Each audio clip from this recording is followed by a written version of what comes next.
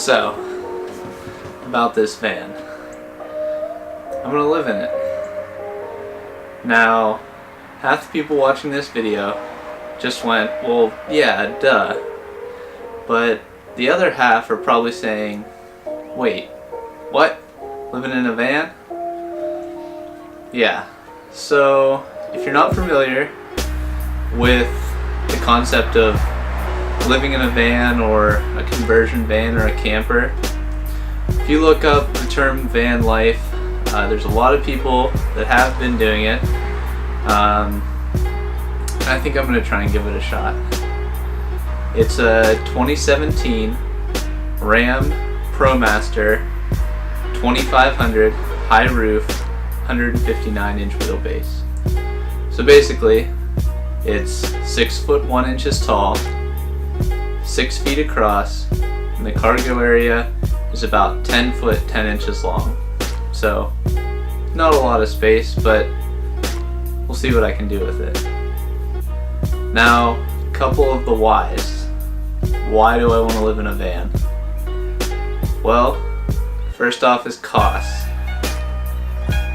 Where I'm working at right now in New Jersey, the prices for renting an apartment are really high.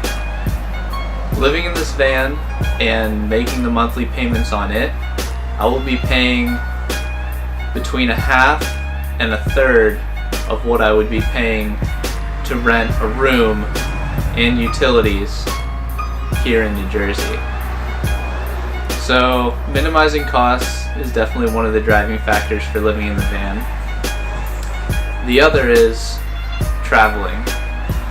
Just about every weekend I'm going somewhere, whether that's kayaking, visiting friends, camping, hiking, mountain biking. I'm almost always on the road. I don't want to be paying for an apartment if I'm only using it for 5 days out of the week, just as somewhere to stay while I work. The other thing is, having everything in the van ready to go allows me to be pretty much the ultimate weekend warrior. So those are just a couple of the whys of why I want to live in a van. I'm definitely going to be talking about it a little bit more as we go through this whole build process. But if you guys are interested in that, let's go ahead.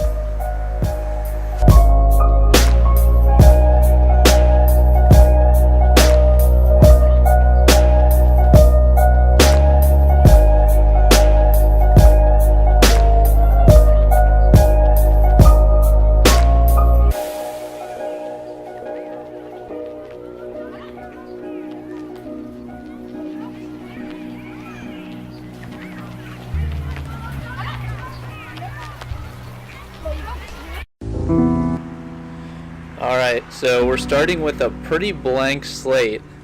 Pretty much the only thing I've done so far to the van is clean off the floor and touch up paint a couple of the areas that had high wear on them. Right now what I'm going to do though is I'm going to put these 1x3 stringers, bolt them down to the floor.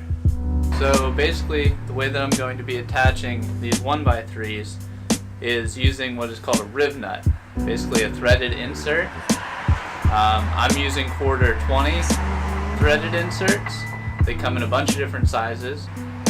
Same as a regular rivet, the threaded insert gets pulled up and squished into the metal of the body panel. Basically, so I'll be able to bolt the subfloor down, and instead of using self-tappers, which will eventually back out or come loose, these will be securely bolted. Also, these threaded inserts are galvanized, so that will also help prevent rust, being that I am tapping into the floor, and these will be poking down through the floor and exposed to the road. So this is basically the setup I've been using to insert these rib nuts. Just about a 2-inch quarter 20 bolt, a 1/4-inch nut, 2 larger diameter washers, and then the rib nut on the end. One thing to note though is these holes aren't super tight and the sheet metal is not super thick.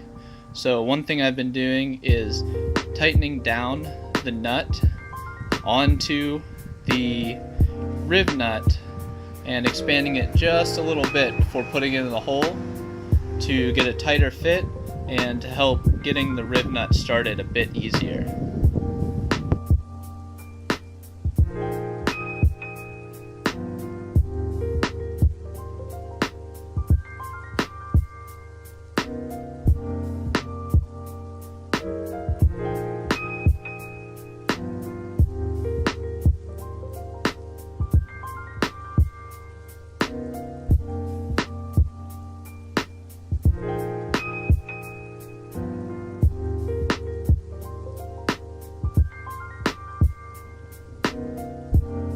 A view of what the rib nut looks like whenever it's installed. Not sure how well you'll be able to see it, but this is a view from the underside where the rib nut is installed. It sits up pretty flush to the undercoating, so I'm not super worried about rust around these.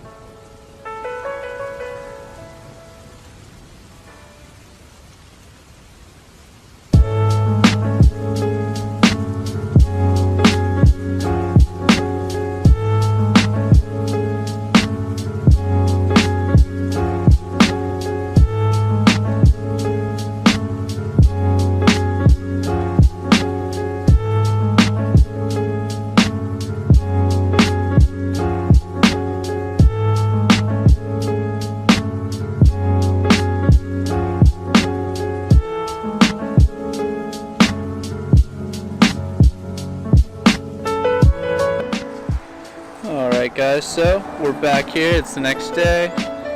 So as you can see, I got the first 5 stringers on there across the front. Now we're going to work on these 4 that run the entire length through the back. Alright, so here we are back. Just got done putting all the stringers that I have in right now. There will be one more stringer going in right along this edge here, right in front of the door. But for right now, our next step is going to be what's in this box right here.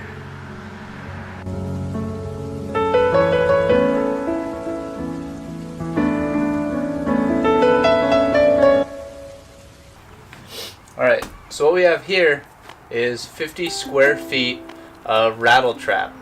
Basically, it's like a butyl tape, and what it's going to do is coat some of these large flat panels of metal and hopefully make it sound less like an echo chamber in here and really cut down on road noise, because if you know, or if you've driven one of these cargo vans, you will know that they are very noisy.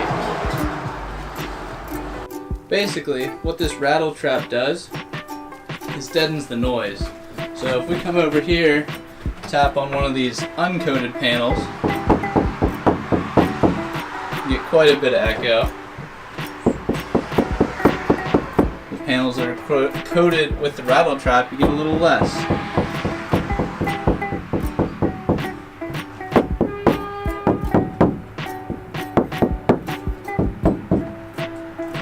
So hopefully that'll cut down on some of the road noise.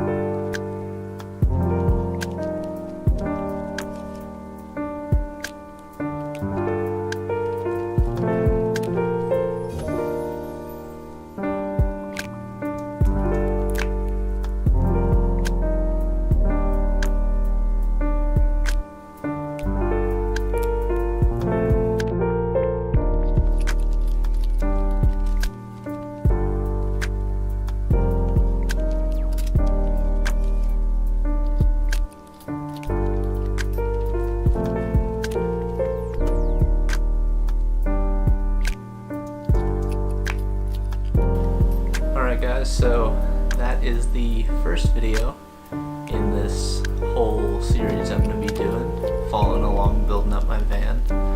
Hope you like it.